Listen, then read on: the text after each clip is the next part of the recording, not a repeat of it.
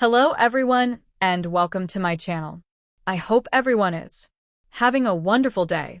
Before we begin, please hit the subscribe button and give this video a thumbs up.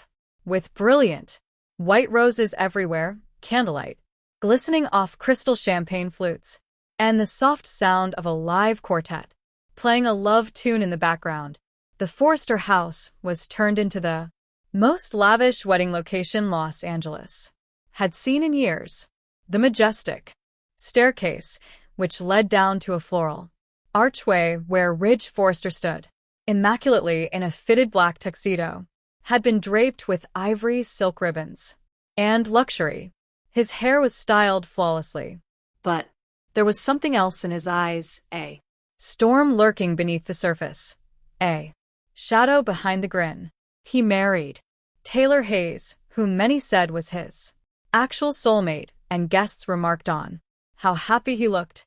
The front rows were occupied by the Forrester family, with Steffi seated next to Thomas and Eric, looking dapper as usual and smiling with paternal pride. Both of them obviously happy to see their parents finally getting together. Even Donna and Katie watched in silence and with respect, but Katie's eyes occasionally strayed to Brooke, who was sitting in the far back, unusually quiet, with her hands folded in her lap. As a sign of goodwill, Brooke had been invited, shockingly at Taylor's insistence, but everyone knew that her pass with Ridge could not be disregarded. In a simple pale blue dress, Brooke looked heartbreakingly beautiful, her blonde hair shimmering in the lights. As if trying to blend in, she kept her gaze on the ground, but Ridge saw her as soon as she got there. With a cathedral-length veil, a bouquet of white orchids and callallees, and a satin gown that flowed like liquid silver, Taylor's gown was a masterwork of subtle beauty that she wore down the aisle on Eric's arm. Hope, joy, and a hint of triumph were all visible in her eyes. She was receiving the man she felt was always meant to be hers after years of heartache, miscommunications, and unresolved love tales. As she walked up, the guest stood up and Ridge's eyes met hers, forming a kind grin. However, he sensed a perilous pull from deep within, as if an unseen force were pulling him in the direction of a completely different reality. Carter Walton, the officiant, spoke passionately about love, atonement, and second chances. As the ceremony got underway, his soft, sweet voice reverberated across the opulent room, but Ridge's thoughts were elsewhere. Carter's words filled his mind, but he could also hear Brooke's voice, echoes of 1,000 times they had spent together, memories that shaped decades of their lives. He recalled how she always appeared to understand him, even when he didn't understand himself, and how they had laughed, argued, and reconciled, pretending not to notice. He could see her crying in the rear, but he could feel the pull. He was grounded when Taylor's hand softly touched his, reminding him that he was at the altar, just a few seconds away from securing a future they had both battled for. Steffi grinned broadly and nodded, subtly in support of her father. Ever the protective son, Thomas appeared, arrogant, certain that their family had been restored by this wedding. Hope stood across the aisle, keeping a tight eye on Ridge, her own stress mirroring her mother's. There was something in Ridge's eyes that made her doubt if he could follow through on this. At the point of the ceremony, where vows would be exchanged, Carter arrived. Taylor was the first to speak, her voice shaking with emotion as she talked about how she had loved Ridge since they were young, and how she believed in family and destiny. She vowed to support him through thick and thin, to treasure their remaining time together, and to make up for all the years they had missed. Her remarks made Thomas grin contentedly, and Steffi's eyes well up with tears. Ridge's jaw tensed as he listened and gave a little nod. His turn came next. Now, it's your time to share your vows, Carter remarked kindly as he turned to face Ridge. Ridge started to speak, but his eyes quickly moved from Taylor to Brooke. At last she had raised her head and met his gaze over the sea of guests. He felt the air escape his lungs. In that moment, Brooke's eyes gleamed with unshed tears. As her lips parted, the sounds of the room faded into silence, as if time had stopped. Everyone was waiting for Ridge to give Taylor a passionate speech. Instead, he inhaled deeply, spoke steadily and softly, and then spoke 5 words that would rock the room. Logan, I can't do this. Like a wave smashing on the beach, gasps broke out. Taylor's whole face became pale, and her smile froze. Carter's eyes were wide with shock. He began to say, Ridge. But Ridge had already moved away from Taylor, his eyes still fixed on Brooke. What just did you say? Taylor's voice trembled between shock and rage, barely audible above a whisper. Ridge turned to face her, regret shining in his eyes. I apologized. Document. I believed I could pull this off. This was what I believed to be best for our family and what I wanted. However, standing here and staring at her, his voice broke as he pointed to Brooke. When my heart belongs to someone else, I can't marry you. Chaos broke out in the room. Steffi sprang to her feet, anger plastered on her face. Are you serious, Dad? You're doing this now after everything Mom has been through and all the falsehoods Brooke is told. Glaring at his father, Thomas took a step forward. You're making her seem bad in front of everybody. Brooke ruins everything she comes into contact with for precisely this reason. With a start, Brooke got to her feet, shaking her head and shedding tears. Don't do this for me. Ridge. I didn't request that you. Ridge, however, had already started to move, leaving the altar and squeezing past the throng in her direction. With a dull thud, Taylor's bouquet fell from her fingers and onto the floor. Her hands curled into fists, and her chest rose and fell quickly. Her voice was cold as she replied, You've been lying to me the entire time. Ridge, you gave me hope that we might have a future. I heard you said you loved me. Ridge paused halfway down the aisle and gently interrupted. I do care about you as my children's mother. You have my undying love, but not in the manner that you merit. I'm not the kind of person you deserve, someone who is totally committed. I have never experienced it. Now the guests were muttering wildly. Donna's eyes widened. Katie covered her mouth with her palm, and Eric stood slowly, shaking his head in sadness and pity. Brooke was still riveted to the spot when Ridge arrived. Logan, he replied quietly. I never stopped loving you, but I should have told you this years ago. Every path I take leads back to you. Despite my best efforts to go on and tell myself that we were done, Brooke's tone faltered. You're creating a terrible mess, Ridge.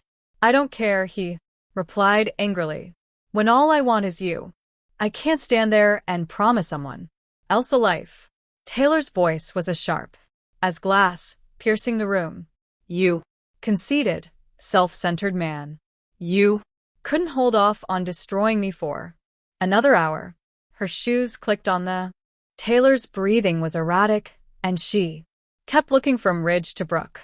At last, she straightened her shoulders and gathered her remaining dignity.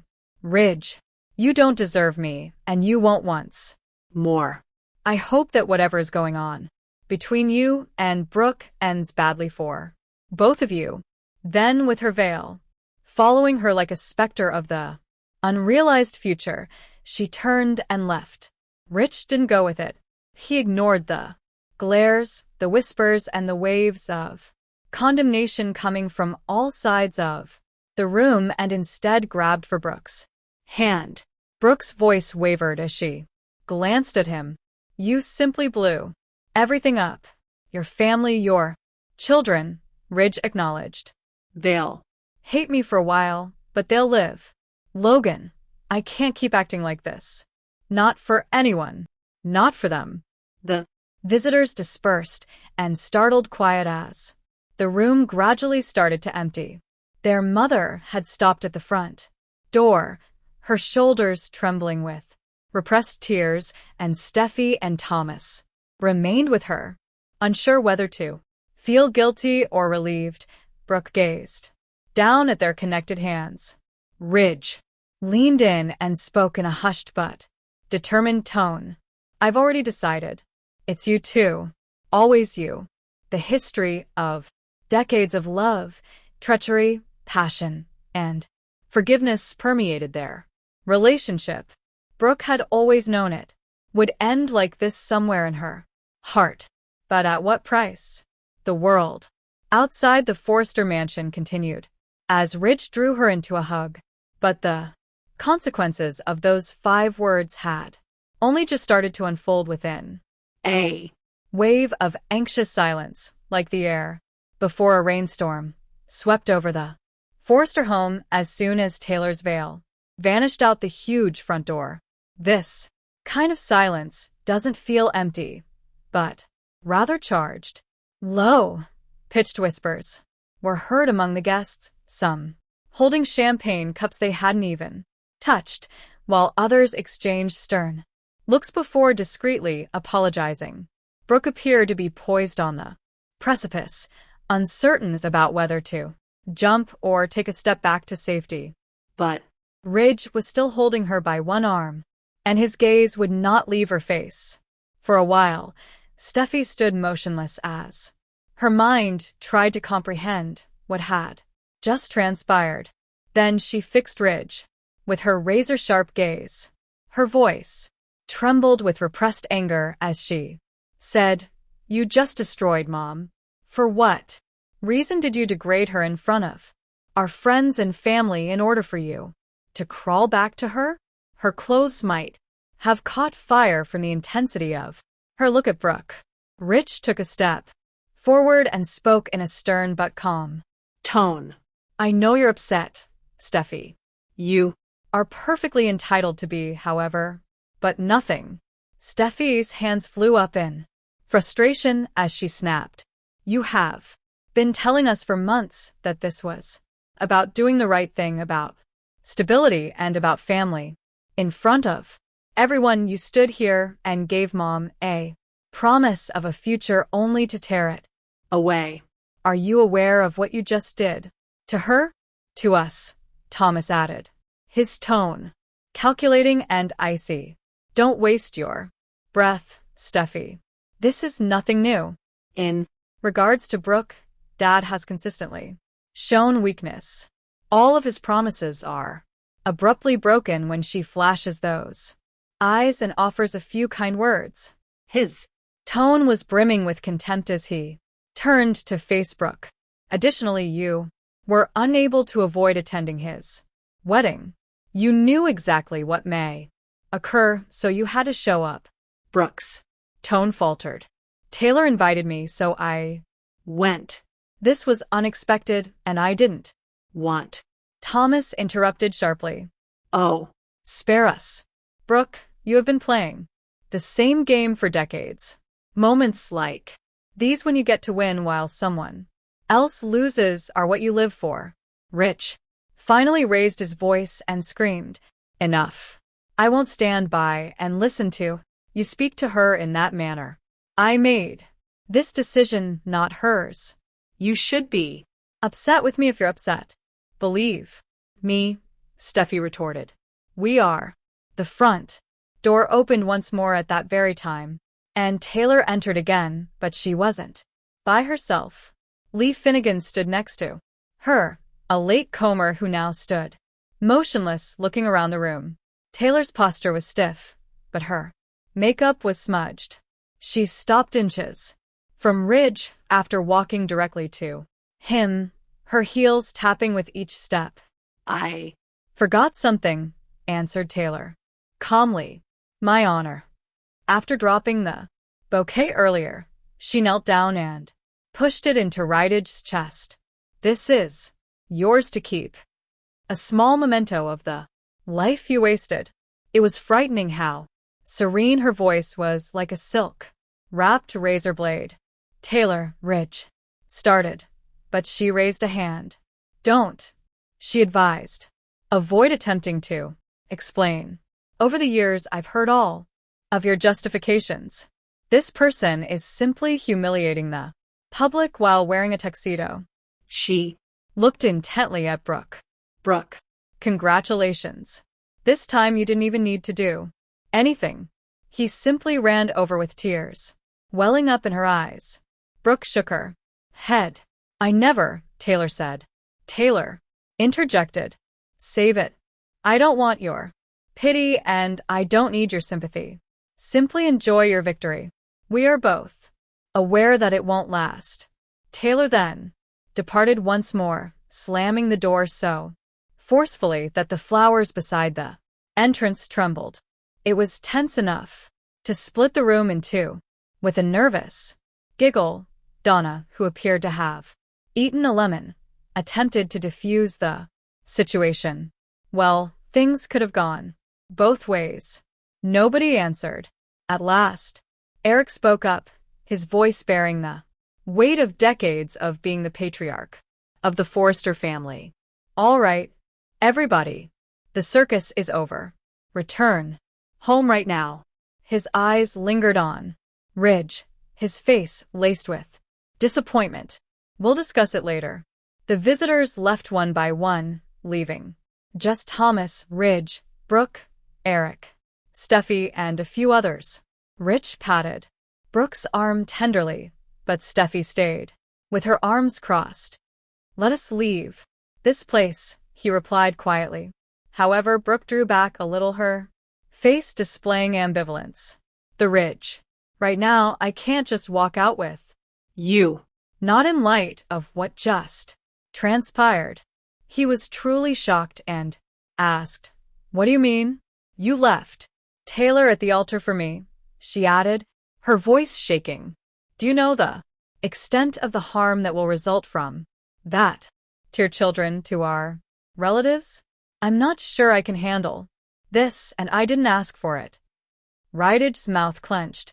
I told you, Logan, that I can't marry someone I don't love as much as I love you. That is the reality, Brooke said quietly. Maybe, but sometimes the truth isn't enough. Taylor, meantime, was sitting in her car in the driveway, her knuckles white from holding on to the steering wheel. She had stopped crying and was now making plans.